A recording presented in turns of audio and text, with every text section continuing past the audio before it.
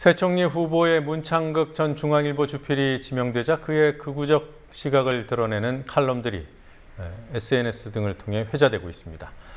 정부가 오늘 병원의 영리자회사 설립 가이드라인을 발표하면서 의료 민영화로 가는 길이 열렸다는 비판이 나오고 있습니다.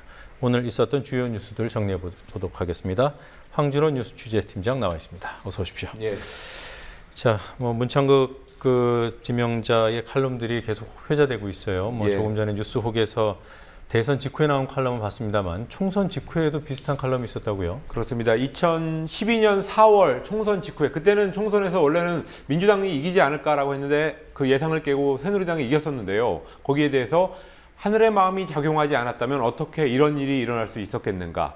그렇기 때문에 이 나라는 복 있는 나라다라고 새누리당의 총선 승리를 기뻐하는 길을 썼습니다. 네. 자, 문창극 씨 하면 우선 극보수파, 예. 극우파 이런 수식이 따라붙어요. 어떤 점에서 그렇습니까? 냉전 대결적인 시각이 강하기 때문입니다. 예를 들어서 2005년에 당시에는 북한 핵 문제가 굉장히 많이 있었을 때인데, 그때 북한 핵 문제를 거론하면서 우리도 미국의 전술 핵을 다시 들여오거나 아니면 독자적인 방식으로 균형을 이룰 수밖에 없다라고 일종의 독자 핵 무장론을 얘기했습니다. 또 무상급식 논쟁이 있던 2010년에는 칼럼에서 아이들이 공짜 점심을 먹기 위해서 식판을 들고 줄을 서 있는 것과 식량 배급을 타기 위해서 줄을 서 있는 북한 주민들이 그 내용면에서는 다르지 않을 수 있다라고 써서 우파적인 성향을 한껏 드러냈습니다.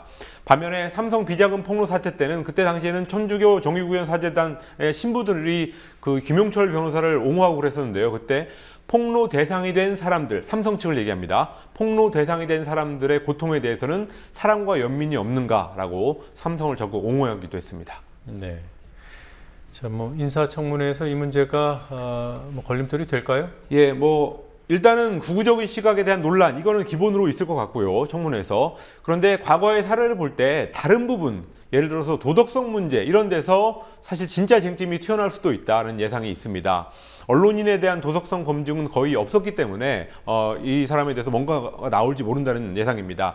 예컨대 언론인 출신의 신재민 씨 같은 경우도 이명박 정부 때 문광부 장관 청문회에서 낙마했던 이유가 무슨 정치적 성향, 친이냐 친박이냐 이런 것 때문이 아니라 도덕성 문제 때문이었습니다. 그리고 언론인은 아니었지만 통일은 없다라는 책을 썼던 남주홍 경희대 교수, 이분이 이명박 정부 초대 통일부 장관에 지명됐다가 낙마한 것도 그 책에서 보인 어떤 극우적인 시각이 아니라 부동산 투기 때문이었습니다. 과연 문창극 후보자는 어떨지 검증이 이미 시작됐습니다. 네. 자, 정부가 결국 의료 민영화 쪽으로 방향을 명확히 한 것 같아요.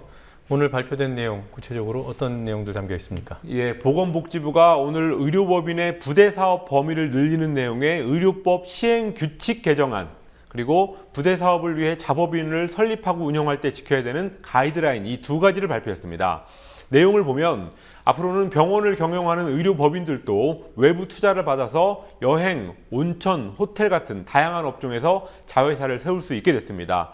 현행 의료법령은 부대사업을 굉장히 제한적으로 허용하고 있습니다. 예를 들어서 의료인 양성이라든지 의료의학조사연구, 장례식장, 주차장 이 정도밖에 허용을 안 했었는데, 오늘 개정된 규칙을 보면 외국인 환자 유치업, 여행업, 목욕업, 국제회의업, 그리고 수영장 같은 체육시설업까지 할 수 있게 됐습니다.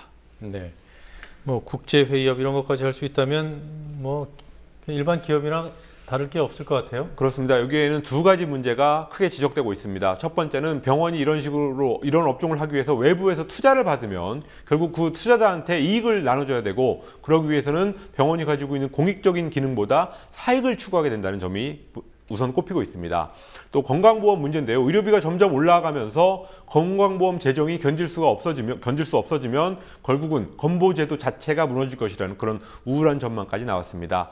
정부는 국회에서 법을 바꾸는 방식이 아니라 이렇게 행정 가이드라인, 또 시행규칙 이런 것들을 개정하면서 제도를 바꾸고 있습니다. 사람들의 시선이 세월호 참사라든지 지방선거, 월드컵 이런 데 있을 때 정부가 조용히 의료 영리화를 밀어붙이고 말았습니다. 네. 자, 이거 야당이 어떻게 나올지도 지켜봐야 되겠어요. 예. 자, 그밖에 오늘 어떤 뉴스들이 있었습니까? 박근혜 대통령이 길환영 KBS 사장에 대한 이사회의 해임 재청안을 오늘 제거했습니다. 길 사장이 어제 해임안 가결에 반발해서 무효 소송을 냈지만 인사권자인 대통령이 해임안에 서명을 하면서 회생 가능성은 사실상 제로가 됐습니다. 부산에서 오늘 저녁 7시 10분쯤에 정전으로 도시철도를 운행하던 전동차가 멈춰서서 승객 300여 명이 터널에서 걸어서 밖으로 대피하는 사고가 발생했습니다. 네, 오늘 여기까지 듣도록 하겠습니다. 수고하셨습니다. 예.